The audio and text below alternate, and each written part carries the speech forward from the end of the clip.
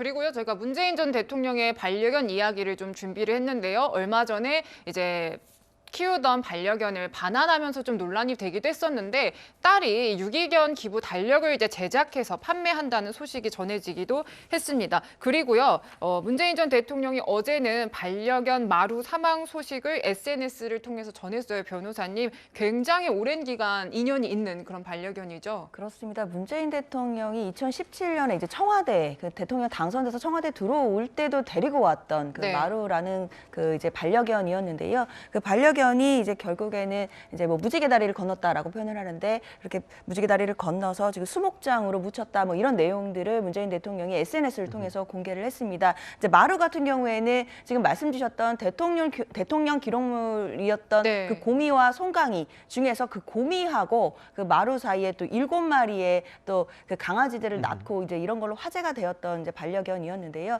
문재인 대통령이 굉장히 또 정치적으로 힘들 때도 그 마루가 굉장히 또 위로를 줬다, 이제 이런 얘기들도 전해져 와서 따뜻한 이야기를 많이 줬던 반려견이었는데, 뭐 일단 지금 또 죽게 돼가지고 또 안타까운 마음들을 또 표명한 것으로 그렇게 보입니다. 요즘 유난히 반려견 이슈로 언급이 많이 되는 것 같습니다. 문재인 전 대통령이요. 근데 저희 시청자 여러분께서 궁금한 건 아마 이걸 것 같습니다. 지금 서해 공무원 피격 사건과 관련해서요, 직권남용 권리 행사 방해 등의 혐의로 이 서훈 전 국정원장, 국가안보실장이 기소가 된 상황입니다. 구속 기소가 됐습니다. 이런 상황에서 최종 책임자라고 본인이 이제 얘기를 했던, 판단을 내가 했다라고 했던 문재인 전 대통령, 과연 수사를 받겠느냐, 검찰 수사를 받겠느냐, 이걸 텐데요. 어떻습니까? 구자웅 차장님께서 보시기에는 지금 검찰도 굉장히 고민이 있을 것 같은데요. 어떻게 보세요? 그러니까 최근 문재인 전 대통령은 이게 반려견과 관련해서 지금 그 뉴스의 중심에 서고 계신데요. 이런 것은 뭐 약간 이제 감성적 접근으로 보여지고요. 더더군다나 그 딸 다혜 씨가 기획한 이 반려견 그 엽서 판매의 경우에는 그 시점도 좀 적절하지 못할 뿐더러 네. 그 기획한 이 주체도 대통령, 그 문 전 대통령 딸이라는 점에서 주체도 좀 부적절하지 않나 하는 생각이 듭니다.